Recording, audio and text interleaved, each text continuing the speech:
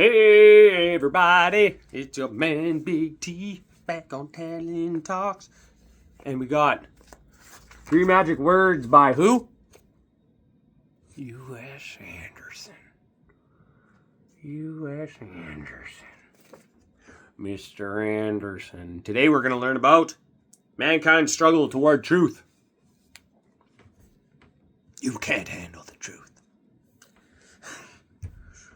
We must in this chapter dispel all notions of evil as existing as a separate entity in this life. We must see evil as it really is, simply illusion, simply pain response, a wrong track taken, an experiment toward truth, but always illusion, a wraith-like ephemeral thing that dissipates like the fog at the morning when it is denied. Evil as an existing reality, an entity separate and apart from man, has been taught since the beginning of recorded history. This fallacious assumption no doubt owes its origin to the fact that mankind has never been able to account for the occurrence of evil, which seems to follow no moral pattern, which falls on the just and unjust, the strong and the weak, the wise and the ignorant, the rich and the poor. Observing that a newborn child made its entrance into the world with a withered hand or an addled brain or a stunted leg, men mystically assume that God must be punishing this child for the sins of his father. The sins of the father shall be visited on the son. How close to the truth is this intuitive grasp of the law?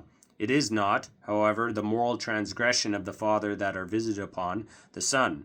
It is his errors of thinking, not only of the father, but of the father's brothers and every erring individual who projects his thoughts into the creative mind of the universe. Only one cause. Just like everything that exists, there is a reason for evil. Just like everything that exists, there is a reason for the deformity of the newborn babe. Genetics may offer its cellular thesis that a defective chromosome in the egg or the sperm has blighted this young life, and indeed it will be difficult to dispute that such a physical occurrence did actually take place. But why? That's what we are concerned with here. Everything on this earth is a result of thought. Now let us qualify that statement. This does not mean that everything has been created by thought. It simply means that everything has been created as a result of thought. The great universal plastic creative medium of the subconscious mind acts on all volitional thought that is placed there. The sum total of all life uses this mind. Every thought of every person who has ever lived has been indelibly recorded in this mind, which has been moved to action because of it. This mind attempts to manifest all thought to the person thinking it, and it also attempts to manifest it to all the world. Since everything in existence is the result of thought, all form maintains itself as long as the thought is held. As the thought changes, so does the form. Every newborn child is the result of thought in form as well as substance, the event of conception being only a physical event in the chain of manifestation, as a carpenter nailing boards together is a physical event in the chain of manifestation of a house. The form must be the result of thought, and so with the newborn babe, it therefore is inescapably true that deformity in a newborn child is also the result of thought. Now this may prove to be rather startling to you, as indeed no mother is likely to tolerate the premise that she visited some deformity upon her child through a thought conception. But let us not forget that all thought is not consciously projected into the creative mind. A very great portion is projected by our buried pain remembrances, the insidious prompters of the subconscious mind. It is also true that thought conceptions of other persons than ourselves, nay, even every person who has ever lived, may show themselves in our experience.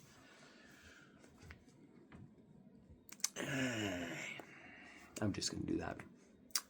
All life exists within one mind. In order to truly understand this, we must return once again to the universal subconscious mind, the mind we all use and live in. This mind or intelligence is not in man alone, but in every living thing. Behold the process of evolution, and you will see desire being projected into the universal mind and returning in physical reality. The fish experiences land and desires to walk and become a reptile. The reptile experiences air and desires to fly and becomes a bird. The reptile desires size and strength and becomes a horse. Bears, wolves, tigers, lions, snakes, everything that creeps and crawls and flies and swims and burrows and builds and desires, all are a result of thought or desire projected into the universal creative mind of God. The fish that has fins, the polar bear's fur is white, the chameleon changes colors to blend with the foliage. Every reaching desire of conscious life is answered from a great, inexhaustible source, without regard to suffering or good or evil, but simply in answer to conception and desire. Should the temperature of this earth drop 100 degrees, life would survive and adapt and evolve in different form. Should the earth and the planets fade away, life would survive and adapt. For desire is life, and life is change, and change is progress, and they all answer one immutable law. Deformity in the newborn babe may seem a hideous injustice as we view it in terms of our own selves in a kind of self-identification, yet the distant future may hold a day when mankind in physical form will not need arms or even legs, or may occupy a form that today would be regarded with horror by everyone. For today our thought conceptions of ourselves are what we see in actuality, and we are so firmly convinced of the reality of this evidence and the permanence of it that we cannot conceive a change in any other light than monstrousness or deformity. The subconscious mind, or God, does not recognize suffering or pain or war or famine or disease. It recognizes only conception and desire or thought and emotion, and it recognizes them only one way, by creating them into actuality. Interesting. It's interesting.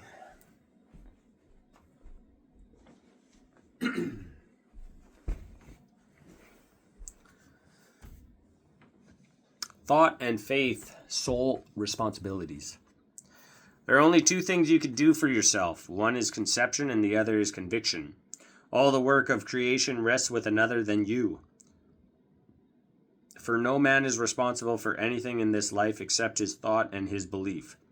All else is the working of the great creative universal mind, beside which the largest atomic planet in the universe is like a gnat on the face of the earth. Jesus said, "Come unto me, all ye who are burdened and heavily laden, and I will give you rest. For my yoke is easy and my burden is light." Can you now gain an inkling of what this great man so thoroughly understood? He said, speaking of his miracles of healing, "It is not I who doeth the works, but the Father who dwelleth within me."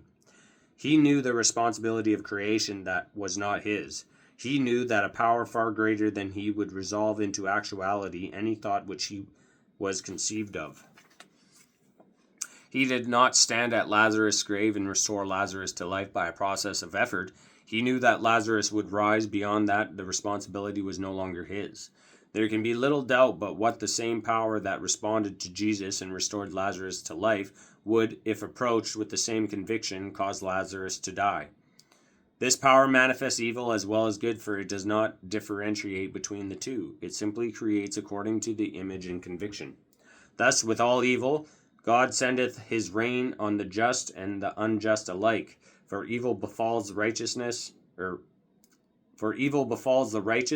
and the unrighteous, but it cannot visit him who sees and is convinced of nothing but good.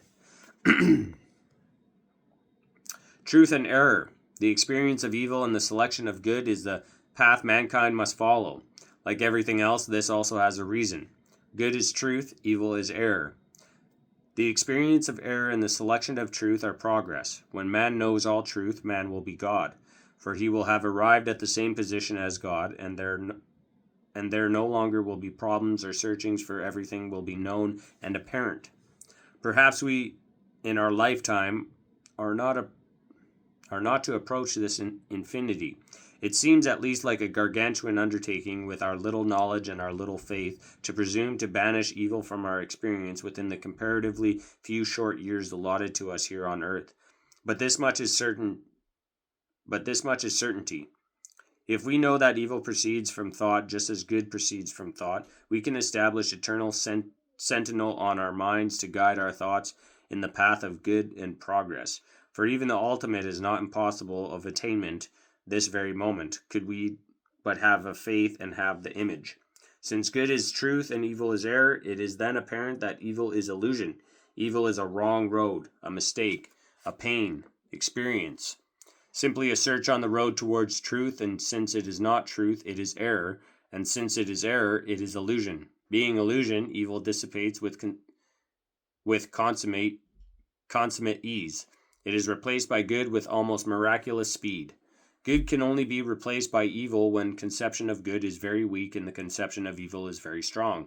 For truth does not lightly yield to error, while error has few defenses against the illumination of truth. For a man to know sufficient of truth to consciously exercise the power of the subconscious mind must necessarily deter him from exercising the power for the creation of evil. In other words, it hardly would be possible for Jesus or any man as enlightened as Jesus to use the same power with which he restored Lazarus to life for the attainment of Lazarus' death. For all humanity searches for truth, and the truth once revealed will not permit error, since truth is good and error is evil, and knowing of good forbids the choice of evil. Wow. That's very interesting. Sometimes I wonder where this type of information and knowledge comes from. And honestly, like he says, if you think about it, everything that has form came from thought. The book, the phone, my dresser, the bed behind me, the painting, the fan, maybe me, I don't know. And it's one of those things that you kind of have to open your mind a little bit, like on, what's that movie called with Arnold Schwarzenegger where he's on Mars, and there's that one creepy thing, open your mind. Anyways, withholding spiritual knowledge. There have been, besides Jesus, many enlightened men who have lived on this planet. There have been societies of these enlightened men whose perception of the truth has been so acute that physical manifestations from thought transference, and intuition have been common in their daily lives. Yet these men and societies have usually thought it dangerous to reveal this knowledge to humanity as a whole. Mankind, however, has come a long way in the last 20 centuries. It is no longer a case of revealing truth to the unready, as a loaded gun might be handed to a child. For all humanity now reaches out for an answer to the great why of human existence and is searching for peace and knowledge. Though there is a little doubt that the haphazard placing of mental power in the hands of the unready and ignorant could not help but have some negative effect on human progress, there is also no doubt but mankind stands at the threshold of spiritual freedom this very day. It is not only needed and desired, it is veritably demanded by each person who lives that he gain access to the laws that govern his life so that he may use them for his own benefit and the benefit of humanity as a whole. Truth can always be described. Many metaphysical treatises and some philosophical treatises deal with the outer world as though it were all illusion and the only reality a submergence in self, a sort of letting go of consciousness to attain a sense of complete selflessness. This sense of absolute, however, has never been fully described, and such failure has been laid to the inadequacy of the several hundred languages that are spoken by human beings. Truth must always be possible of description. Since it exists, it must be known, and when it is known, it can be described. All truth exists in some form, somewhere. This does not mean that all physical circumstance is truth, for both good and evil manifest themselves. But illusion, the only illusion that exists in this life or in the life of the spirit, is evil. Truth is reality, and reality can be described. Sin and punishment, cause and effect. Perhaps we are now better able to understand the ideas of sin and punishment. Sin is not a transgression against God or law in the sense of the violation of a moral code, nor is punishment a vengeance enacted by society or God upon the transgressor. Sin is simply error, and punishment is simply the inevitable result of error. If you are looking for a friend's house and you turn down the wrong street, you cannot expect to find your friend's house on that street. You have turned down the wrong street. Consequently, you will not find his house. Cause and effect, a law. That is all. So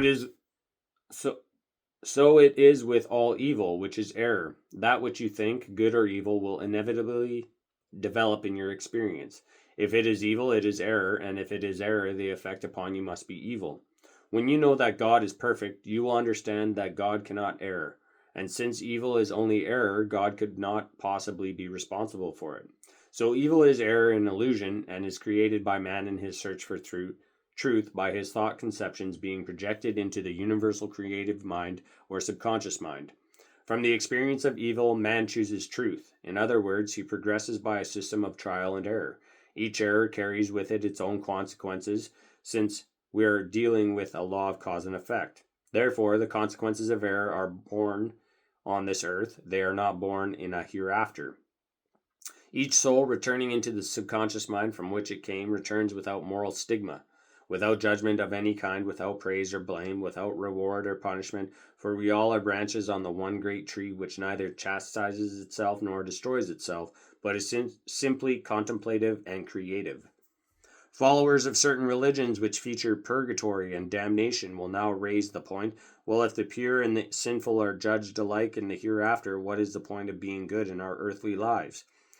It seems highly objectionable to be restrained from the committing of evil simply because you wish to be rewarded with a harp in a nice, cool place rather than a pitchfork where it is very warm, for this illusory promise of reward and punishment in the hereafter is a pale ghost alongside man's creative search for truth.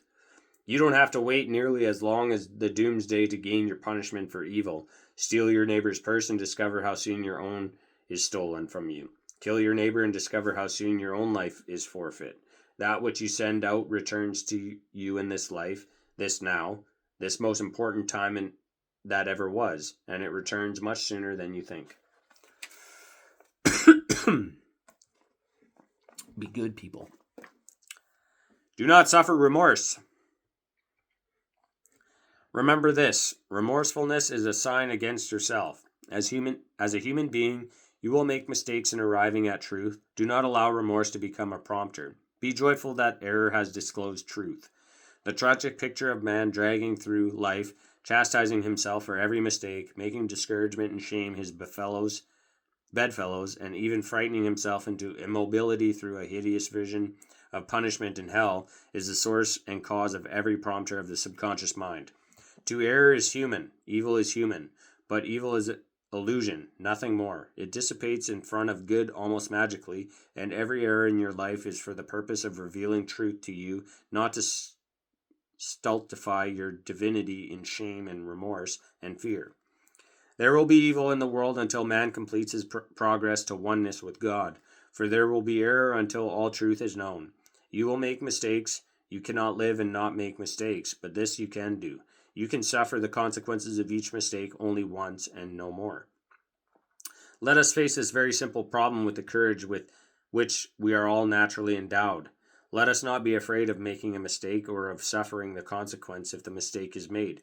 If you have a desire, let it manifest. Don't keep telling the subconscious mind, do, don't, until weary of moving back and forth it lays the weight of its indecision on your shoulders with a burden no one in the world could bear. Say either do or don't, one or the other. For the subconscious mind is a vast army at your command, but it needs a clear-cut, authoritative decision. What results, then, must be either truth or error. If it is truth, your whole life will be immediately bettered. If it is error, you will suffer a temporary punishment, a setback, but from the knowledge of truth thus gained, you have progressed. For this temporary setback, like the error that caused it, is simply illusion, and is actually progress towards the realization of truth. Find a man who has suffered a score of defeats, and you will find a great soul. He may know more of truth than the man who has won half a dozen victories. The man with the half a dozen victories knows half a dozen truths, while the man with a score of defeats may know 20 truths. Wow. So that kind of just goes and, like when you're attempting something new and you make a mistake and it doesn't turn out the way you want it to do, you are being exposed to the truth of which your error, right? So, for instance, I paint and I do blends and stuff on the sides of boats and whatever else I'm painting. When I make a mistake, that mistake shows me that there's a better way to do the task that I'm doing, so that you may not see the halo. The metallics will blend out nice, and the blender and the clear will blend out nice. So there's always ways. It's just how we look at what mistake we're making. And I don't even call them mistakes anymore. I call them learning opportunities, because that's what it is. Okay. Let's see how long this one is. Okay. Dare to be convinced. You must allow the subconscious mind to create your desires into actuality. Let me try that again. You must allow the subconscious mind to create your desires into actuality. If you desire money, let it be an assurance, a conviction that the law must resolve. Then without doubt the money will be yours. This, of course, does not mean that the attaining of the money is necessarily good. It may be, on the other hand, that the consequence of your having the money fills you with vanity and lust for power, and led you into isolation and worry and the automatic attraction of the destroyers of your happiness. Now, this is by no means axiomatic. A great many people have attained wealth, prospered with it, done a great deal of good with it, and have been far better off through having it. Yet there have been just as many people to whom have attained money has meant the dissolution of family, the destruction of health, and the complete disappearance of enjoyment of life and peace of mind. But if you want money, don't vacillate about it. Don't, on the one hand, complain that you do not have enough, and on the other hand, say that you don't care to have a lot. Seesaw goes the subconscious mind, and exactly nothing happens. You must dare to be convinced on whatever it is that shapes up as a problem to you. Dare to make a decision, take a side, be convinced. Let the decision manifest itself into actuality. Then shirk neither from the reward nor punishment. For if you err, there is nothing that will hold you to account except the law of cause and effect, a strictly impersonal operating law. And once the consequence of the error has come upon you, you need have no fear that any others will be visited, unless you create them yourself. For if you carry from some error, shame, and remorse and chastisement, these must act on the subconscious mind to create themselves in reality. One bright day, a young man starts out to open a business. At first, things progress favorably, but in final consequence of wrong thinking, his business goes bankrupt. Wrong conception, or error, carries only one consequence. And the day this young man's business goes bankrupt, that consequence is brought home to him. But now is when he may make the greatest error of all. If he takes stock of what he has learned, discovers and recounts the errors in his thought, arrives at truth through examination of his error, then boldly strikes out once again, he is using the great powers of the universe as they must be used, and success will surely come to him. But if his error builds shame and remorse and self-pity, he will suffer added consequence as long as he carries these illusions with him, for they will continue to develop in his life as long as he thinks them into the subconscious mind. Whoa! There's a lot to this book. It's been a while since I've read it. There's a lot there. There's a lot to really contemplate on. Especially like where does this information come from? What is he using for his, like, where is he gaining this knowledge? Who taught him this? But in terms of what he's talking about, I think it's a good idea to kind of shift your personal thought processes to something different if whatever current thought processes are being thought about are causing whatever is causing. And I think that's the biggest thing, is observing and reflecting on what is happening in your life and what you're thinking about the majority of the time, and seeing what results because of it. I've done that. And I continue to do that, because it's amazing when you can catch certain things, right?